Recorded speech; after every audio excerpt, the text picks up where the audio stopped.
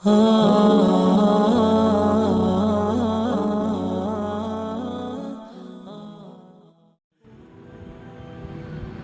دکھتا نہیں ہے. وہ وٹامن ایم آتا ہے نا تو بڑا میٹھا لگتا ہے.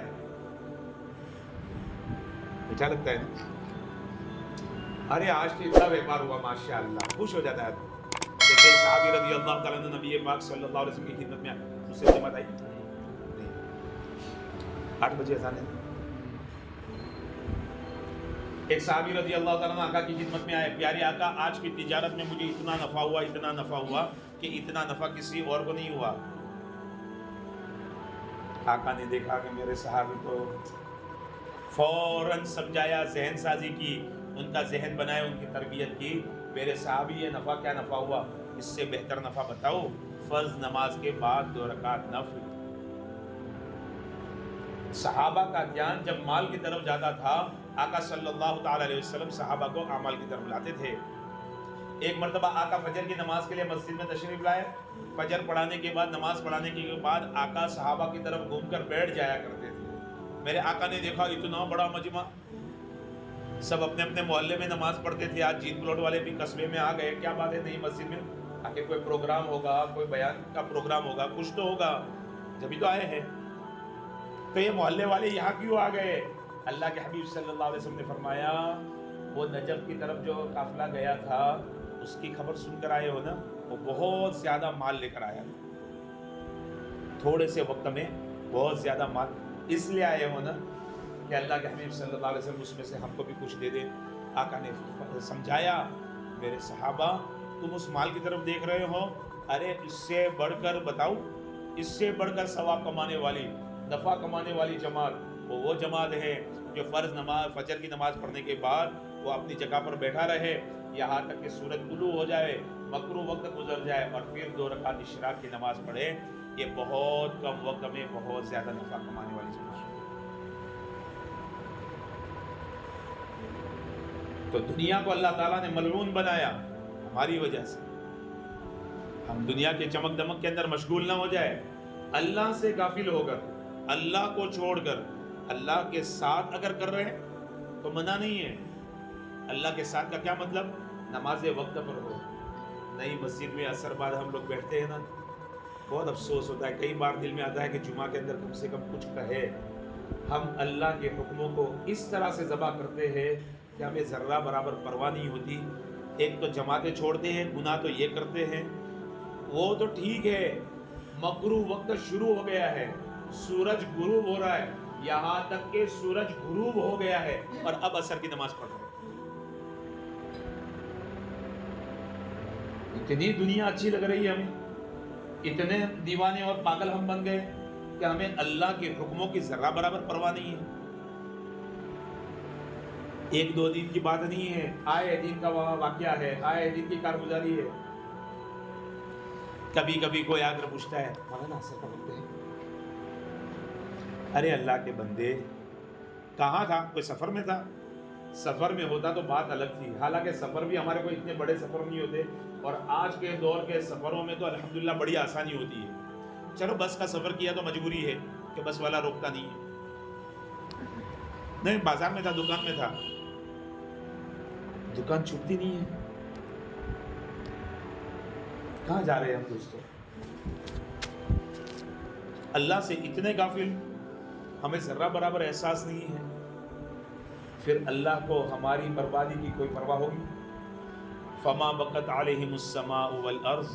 اللہ نے آل فرعون کے بارے میں فرمایا, جب فرعونیوں کو دریا کے اندر غرق کر دیا, ڈبا دیا نا, اللہ پاک فرماتے فما بقت علیہم السماء والارض, ان پر نہ آسمان رویا نہ زمین روئی, اس لیے کہ یہ ایسے ہی لوگ ہیں.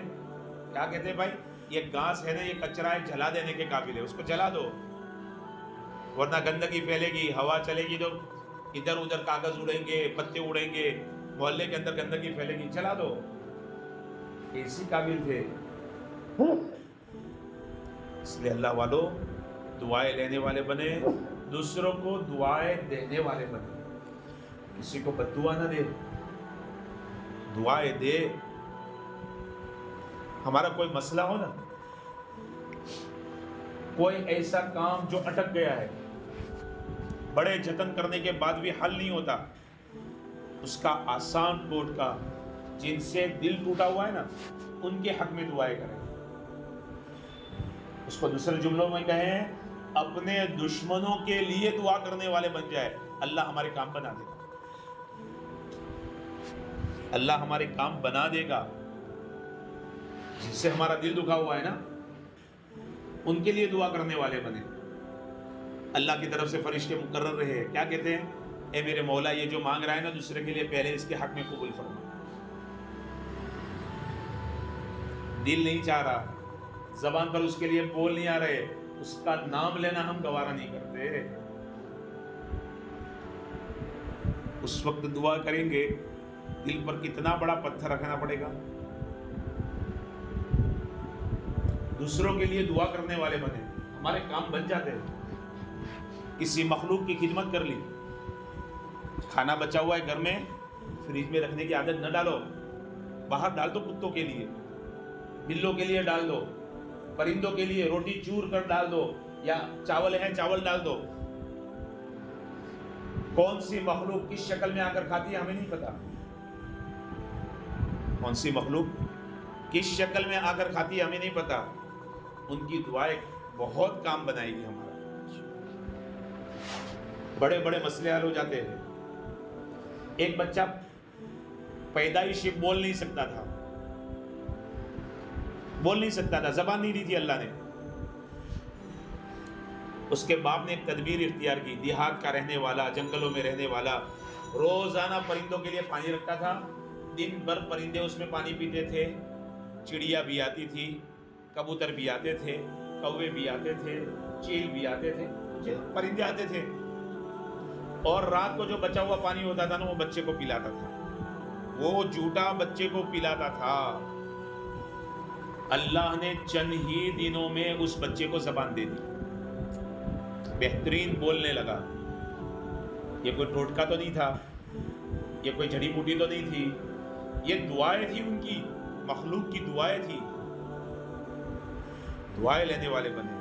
اللہ کے حبیب صلی اللہ تعالی علیہ وسلم فرماتے ہیں جنگل کے اندر چلے جاؤ اور کوئی کام، کوئی مسئلہ آ جائے، جیسے آج کے دور میں سمجھے گاڑی لے کر آدمی گیا، جنگل کے اندر گیا اور گاڑی خراب ہو گئی، رات کا وقت ہے، کوئی مدد والا نظر نہیں آتا. تو اللہ کے حبیب صلی اللہ علیہ وسلم نے فرمایا آواز لگاؤ، یا عباد اللہ اعینونی، یا عباد اللہ اعینونی، یا عباد اللہ اعینونی. او اللہ کے بندو میری مدد کے لیے آؤ، او اللہ کے بندو میری مدد. وہاں بندے تو ہے نہیں، ہے اللہ کی مخلوق ہے جو ہمیں دکھتی نہیں ہے. اس پکار پر اللہ کے بھی نظام چلا دے، جس شکل میں بھی آ جائے مدد کر کے چلے جائیں گے. کتنی جماعتوں کی کارگزاریاں ہیں. ایک جماعت کی کارگزاری ہے نا، جنگل کے اندر بھٹک گئے، 4 جنگلی ہاتھی آئے، 4 جنگلی ہاتھی آئے، ان کے پاس آ کر بیٹھ گئے، ان کی طرف پیٹ کر کے بیٹھ گئے اور سن سے اشارہ کر رہے بیٹھ جاؤ بیٹھ جاؤ بیٹھ جاؤ. امیر صاحب نے کہا بسم اللہ پڑھ کر بیٹھ جاؤ، بیٹھ گئے. وہ ہاتھی لے کر چلے، سڑک کے اوپر چھوڑ کر واپس آ گئے. اللہ کی مخلوق ہے، اللہ نے ایک نظام بنایا ہے اپنے بندوں کی مدد کے لیے. اس لیے اللہ کی مخلوق کی خدمت کرنے والے بنے، ان کی دعائیں لینے والے بنے، بڑے بڑے کام بن جاتے ہیں. آج ہمارا ہر مسئلہ اٹکا ہوا ہے، روزی کا مسئلہ اٹکا ہوا ہے. کوئی بس کہتا ہے کہ نہیں الحمدللہ میں بہت کما لیتا ہوں، اب ذرہ برابر اگر بنایا بھی مال میرے سامنے آئے تو مجھے ضرورت نہیں ہے. ہے کوئی ایسا؟ ہر ایک کے سامنے اخراجات ہے، ہر ایک کے سامنے خرچے ہے، آمدنی کم ہے، خرچے زیادہ ہے. اللہ کام بناتا ہے. آج برکتوں کے دروازے بند ہو گئے، ہمارے گھروں میں نحوستیں آ گئی، ہمارے گھروں سے برکتیں نکل گئی، برکتوں کا نام و نشان نہیں رہا. تنخواہیں ایسی ختم ہو جاتی پتہ ہی نہیں چلتا، بچتا ہی نہیں. بچانے کے لیے کیا کرتے ہیں؟ بیگ میں ڈال دے، ویسی چلا دے، کسی بھی طرف بچ جائے، اور ویسی کا ٹینشن لے کر گھومتے. ہمارے یہاں بھی ویسی چلتی ہے.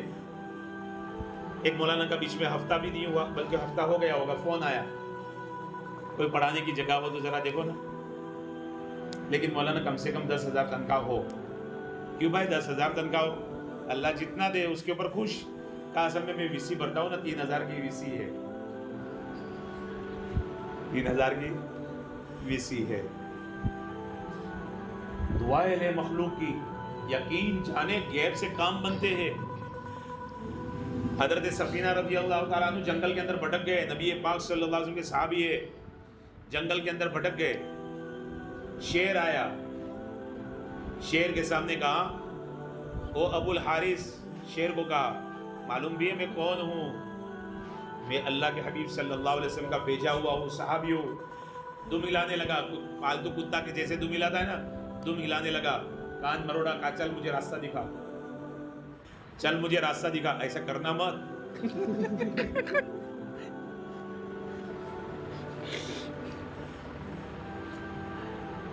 اتنے کامل ایمان والے نہیں ہیں۔ عابد خان صاحب بہت بڑے اللہ والے گزرے، حیدرآباد کے بڑے امیر گزرے، اللہ کو پیارے ہو گئے۔ انہوں نے ایک واقعہ سنا ہے، ایک جماعت پہاڑوں پر گئی، جہاں رخ بنتا ہے جماعتوں کو جو جانا ہے، ایک بندے کا پیر پھسلا، کھائی ہوتی ہے نا پہاڑوں میں تو کھائی ہوتی ہے، ایک جماعت کے ساتھی کا پیر پھسلا، وہ لڑکتا ہوا نیچے گرا، اچانک کچھ جھاڑ وغیرہ ہاتھ میں آ گیا، لٹک گیا، لیکن بہت نیچے جا کر نیچے دیکھ رہا ہے تو ایک دم گہری کھائی ہے، اوپر آنے کی کوئی سبیل اور شکل نہیں ہے، وہ بھی رو رہا ہے، ساتھی بھی رو رہے ہیں، کوئی شکل نظر نہیں آتی۔ امیر صاحب نے کہا بھائی دیکھ اللہ کے راستے کی موت شہادت کی موت ہے، ایک کام کر، کب تک لٹکا رہے گا، ہاتھ دکھ جائیں گے، پھر ہاتھ چھوڑ جائیں گے اور پھر آ کے تجھے نیچے گرنا ہے، آنکھیں بند کر لے، کلمہ پڑھ لے اور ہاتھ چھوڑ دے۔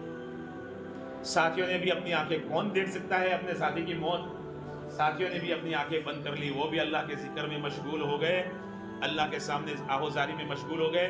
ساتھی نے زور سے کلمہ پڑھا، کلمہ پڑھتا رہا، ہاتھ چھوڑ دیے، ساتھی آنکھیں بند کر کے اللہ کے ذکر میں، اللہ کو منانے میں مشغول ہیں۔ انہوں نے آواز سنی کہ کلمہ پڑھ رہا ہے ہمارا ساتھی، لا الہ الا اللہ محمد رسول اللہ، آنکھ کھول کر دیکھا تو ساتھی وہاں پاس میں کھڑا تھا، وہ ساتھی پاس میں کھڑا تھا، نہ کوئی کرین آئی، نہ کوئی ایسی مدد آئی، نہ اوپر سے رسی ڈالی گئی۔ ساتھی سے امیر صاحب نے پوچھا بھائی تو نے ہاتھ چھوڑے تھے، یہ کیا ہوا؟ کہا امیر صاحب مجھے پتہ نہیں، آپ نے کہا میں نے آپ کی اطاعت کی، آپ کی بات مانی اور میں نے کلمہ پڑھتے ہوئے ہاتھ چھوڑ دیے، پتہ نہیں چلا کوئی کسی کا ہاتھ آیا، غیبی گود آئی جس نے مجھے اٹھا کر یہاں تک پہنچا۔ غیبی نظام ہے اللہ کا دوستو، اس لیے دعائیں لینے والے بنے تاکہ ہماری دنیا بھی بن جائے، آخرت بھی بن جائے، دنیا کے مسائل بھی حل ہو جائے، آخرت کے بھی مسائل حل ہو جائے۔ کسی کا دل دکھانے والے نہ بنے، سب کے دلوں کو خوشیاں پہنچانے والے بنے۔ ایسا مزاج ہم بنائیں کہ ہم سے دوسروں کو خوشی ہو، ہمارے وہاں سے چلے جانے پر ان کو غم ہو، ان کے سامنے ہم جائے تو ان کو خوشی ہو۔